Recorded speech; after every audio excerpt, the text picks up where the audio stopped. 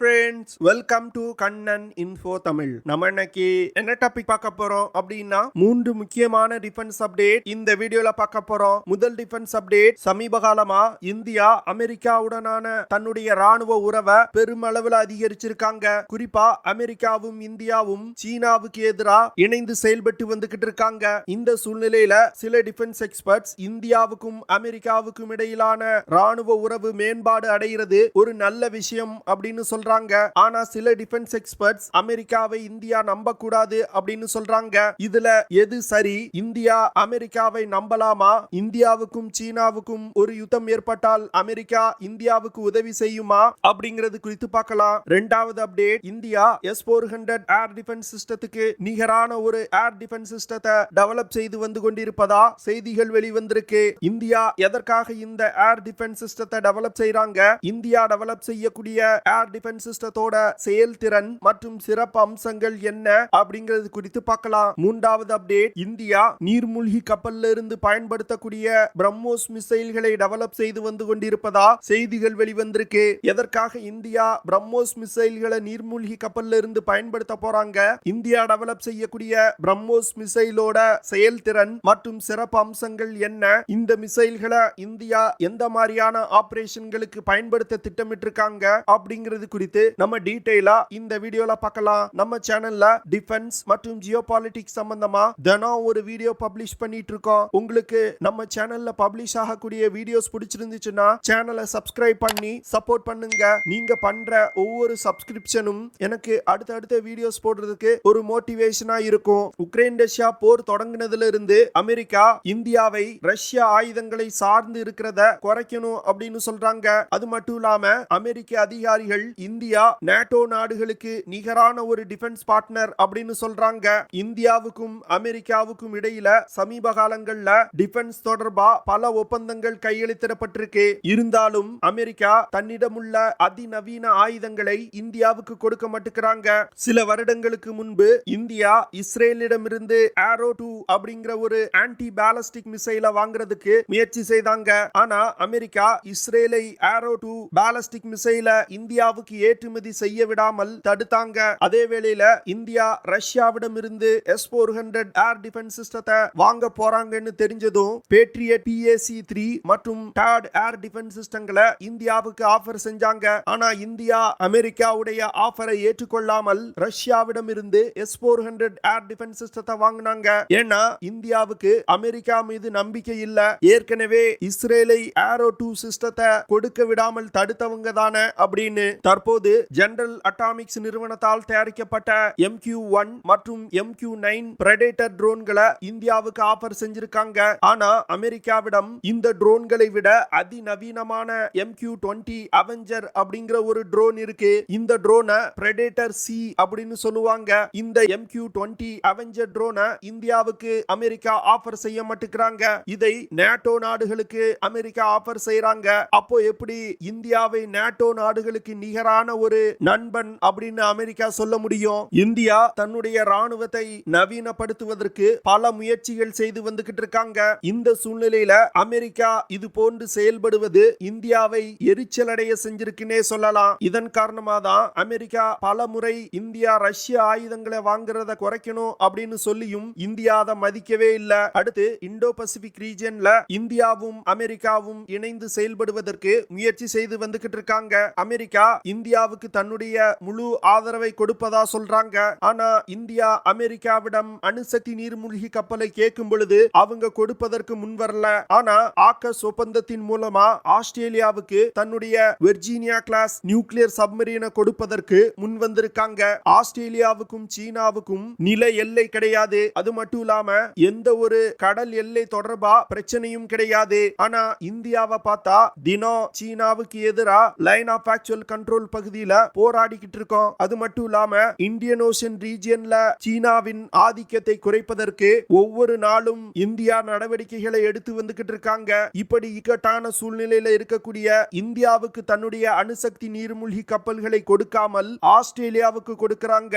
இதுல இருந்து America Indian ocean ரீஜியன்ல India ஒரு தன்னிகரற்ற சக்தியா இருப்பத விரும்பலங்கிறது தெளிவா தெரியுது. இந்தியன் ஓஷன் ரீஜியன்ல சீனாவின் ஆதிக்கத்தை குறைக்கணும் அப்படிங்கிற அப்படிங்கிற பேர்ல ஆஸ்திரேலியாவுக்கு அணுசக்தி நீர்மூழ்கி கப்பலை கொடுக்கறாங்க. இதன் மூலமா இந்திய பெருங்கடல் பகுதியில இந்தியாவுக்கு எதிராக ஆஸ்திரேலியாவை வளர்த்து விடுறாங்க. அமெரிக்கா மற்றும் ஆஸ்திரேலியாவுக்கு இடையிலான ஆக்கஸ் ஒப்பந்தத்தை இந்தியா தனக்கு எதிராக போடப்பட்டிருக்க ஒப்பந்தமா கருதுறாங்க. இதன் காரணமா இந்தோ பசிபிக் ரீஜியன்ல எழக்கூடிய பிரச்சனைகள்லையும் அமெரிக்காவை நம்ப கூடாது அப்படின்னு இந்தியா உணர்ந்திருக்கிறாங்க. அது மட்டும் இல்லாம உக்ரைன் ரஷ்யா போர் தொடங்கினதிலிருந்து இந்தியாவை ரஷ்ய ஆயுதங்களை குறைக்கணும் அப்படின்னு அழுத்தம் கொடுத்து வந்துகிட்டு இருக்காங்க. ஆனா ரஷ்ய ஆயுதங்களுக்கு மாற்றா தன்னுடைய ஆயுதங்களை கொடுப்பதற்கு அமெரிக்கா முன் வரல. இந்தியாவுக்கு நாங்க அதிநவீன ஆயுதங்களை சப்ளை செய்யறோம் அப்படின்னு சொல்லிட்டு தான் இருக்காங்க. இது வரைக்கும் ரஷ்ய ஆயுதங்களுக்கு ரீப்ளேஸ்மெண்டா அமெரிக்கா இந்தியாவுக்கு எந்த ஒரு ஆயுதத்தையும் கொடுப்பதற்கு முன் வரல. இப்போ நீங்க உக்ரைன் ரஷ்யா போற பாத்தீங்கனாலே உங்களுக்கு தெரியும். யுத்தம் வருவதற்கு முன்பு வரைக்கும் அமெரிக்கா உக்ரைனை நாங்க நேட்டோ நாடுகள்ல சேர்த்துக் கொள்வோம் அப்படின்னு சொல்லி வந்தாங்க.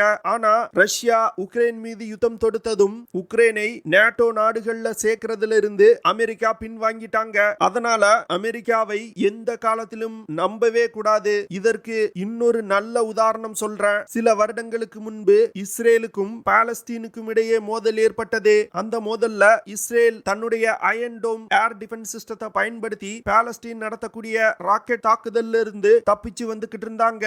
அதே வேளையில பாலஸ்தீன்ல கடுமையான தாக்குதல் நடத்தினாங்க. இந்த தாக்குதலை நிறுத்த சொல்லி அமெரிக்கா மற்றும் மேற்கத்திய நாடுகள் இஸ்ரேலுக்கு அழுத்தம் கொடுத்தாங்க. ஆனா இஸ்ரேல் அதை கேட்காமல் தொடர்ந்து யுத்தத்தை நடத்தி வந்துகிட்டு இருந்தாங்க. இந்த சூழ்நிலையில அமெரிக்கா நீங்க யுத்தத்தை நிறுத்தலன்னா அயன் டோம் ஏர் டிஃபென்ஸ் சிஸ்டத்துல பயன்படுத்தக்கூடிய இன்டர்செப்டார் மிசைலோட சப்ளையை நாங்க நிறுத்திடுவோம் அப்படின்னு இஸ்ரேலை மிரட்டினாங்க. இஸ்ரேலுக்கும் அமெரிக்காவுக்கும் பல வருட கால ராணுவ உறவு இருக்கு. அப்படிப்பட்ட ஒரு நட்பு நாட்டையே அமெரிக்கா ஒரு யுத்த நேரத்துல மிரட்டுறாங்க. இந்தியா அமெரிக்காவை நம்பினாங்கன்னா இதே நிலைதான் வரும் காலத்துல இந்தியாவுக்கும் ஏற்படும். அதனால அமெரிக்காவை இந்தியா நம்பவே கூடாது. நமது உள்நாட்டு ஆயுதங்களுக்கு அதிக முக்கியத்துவம் கொடுத்து இந்தியா ஆயுத தயாரிப்புல ஒரு தன்னிறைவு பெற்ற நாடா உருவெடுக்கணும். இது என்னோட அபிப்பிராயம். உங்களோட அபிப்பிராயம் என்ன அப்படிங்கறத கமெண்ட் பண்ணுங்க. இரண்டாவது அப்டேட், இந்தியாவின் DRDO நிறுவனம் ER-SAM அப்படிங்கிற ஒரு ஏர் டிஃபென்ஸ் சிஸ்டத்தை டெவலப் செய்து வந்துகிட்டு இருக்காங்க. இந்த ER-SAM ஏர் டிஃபென்ஸ் சிஸ்டம் ரஷ்யாவின் S-400 ஏர் டிஃபென்ஸ் சிஸ்டத்துக்கு நிகரான ஒரு ஏர் டிஃபென்ஸ் சிஸ்டம் அப்படின்னு சொல்றாங்க.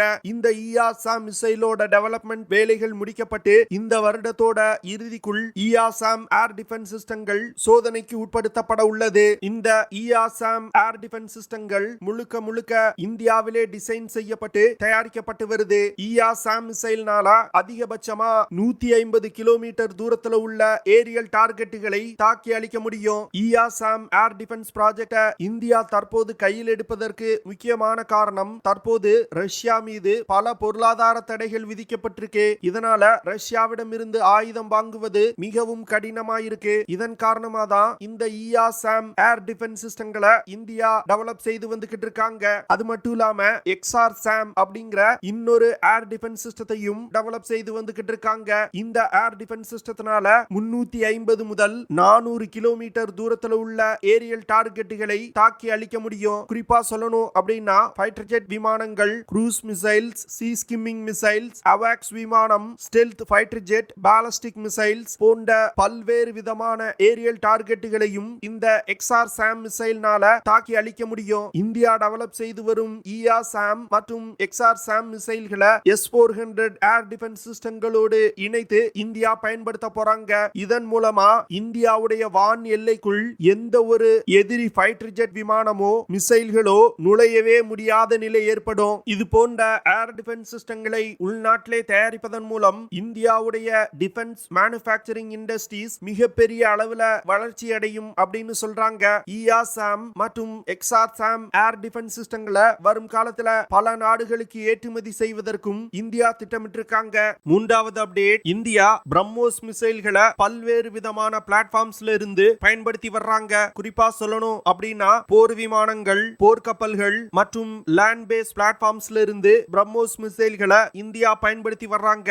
ஆனா இந்திய கடற்படையின் நீர்மூழ்கி கப்பல்ல இருந்து பிரம்மோஸ் மிசைல்களை பயன்படுத்த முடியாத நிலை இருக்கு. இதற்கு காரணம் இந்திய நீர்மூழ்கி கப்பல்ல இருக்கக்கூடிய டார்பிடோ டியூப்ஸ்ல இருந்து பிரம்மோஸ் மிசைல்களை லான்ச் செய்ய முடியாது. ஏன்னா ஏன்னா பிரம்மோஸ் மிசைலோட டயமீட்டர் அந்த டார்பிடோ டியூப்ஸை விட பெருசா இருக்கு. இதன் காரணமா பிரம்மோஸ் மிசைல்களை இந்திய கடற்படையின் நீர்மூழ்கி கப்பல்ல பயன்படுத்த முடியாத நிலை இருந்துச்சு. அது மட்டும் இல்லாம இந்திய நீர்மூழ்கி கப்பல்கள்ல வெர்டிகல் லான்ச்சிங் சிஸ்டம் அப்படிங்கிற அமைப்பு இல்ல. இந்த வெர்டிகல் லான்ச்சிங் சிஸ்டங்களை பயன்படுத்தி எடை அதிகமான பெரிய மிசைல்களை கூட லான்ச் செய்ய முடியும். இதன் காரணமா இந்தியா தற்போது ப்ராஜெக்ட் 75I மற்றும் ப்ராஜெக்ட் 76 அப்படிங்கிற திட்டத்தின் கீழ் உருவாக்கப்பட உள்ள நீர்மூழ்கி கப்பல்ல இந்த வெர்டிகல் லான்ச்சிங் சிஸ்டங்களை இணைக்க போறாங்க.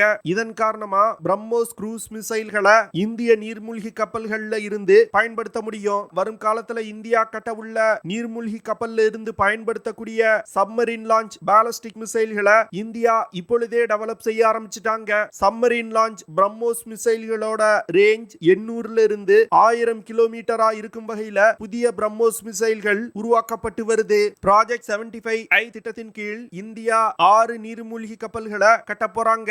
இதனால இந்த நீர்மூழ்கி கப்பல்கள்ல அதிக எண்ணிக்கையில பிரம்மோஸ் மிசைல்கள் பயன்படுத்துவதற்கு வாய்ப்பு இருக்கு. ஏற்கனவே சப்மரீன் லான்ச் பிரம்மோஸ் மிசைல்களை இந்தியா சோதனை செஞ்சிருக்காங்க. கிட்டத்தட்ட 40 முதல் 50 மீட்டர் ஆழத்துல இருந்து பிரம்மோஸ் மிசைல்கள் வெற்றிகரமா சோதிக்கப்பட்டிருக்கு. இதனால நீருக்கு அடியில் இருந்து பிரம்மோஸ் மிசைலை லான்ச் செய்வதில் எந்த ஒரு பிரச்சனையும் கிடையாது. இந்த ப்ராஜெக்ட் 75I திட்டத்தின் கீழ் தயாரிக்கப்படும் நீர்மூழ்கி கப்பல்ல வெர்டிகல் லான்ச்சிங் சிஸ்டங்கள் இணைக்கப்படுவதன் மூலம் இந்தியா வரும் காலத்துல டெவலப் செய்ய உள்ள long range land attack cruise மிசைல்கள் மற்றும் பிரம்மோஸ் சப்மரீன் லான்ச் க்ரூஸ் மிசைல்களை அதிக அளவுல பயன்படுத்த முடியும். அடுத்து இந்தியா பிரம்மோஸ் NG அப்படிங்கிற ஒரு மிசைலை டெவலப் செய்து வந்துகிட்டு இருக்காங்க. இந்த பிரம்மோஸ் NG மிசைல் தற்போது இந்திய படையில் பயன்பாட்டில் உள்ள பிரம்மோஸ் மிசைல்களை விட அளவில் சிறியதா இருக்கும். இதன் காரணமா பிரம்மோஸ் NG மிசைல ஒரு சப்மரீன் லான்ச் பாலிஸ்டிக் மிசைலாக மாற்றுவதற்கும் இந்தியா முயற்சி செய்து வந்துகிட்டு இருக்காங்க.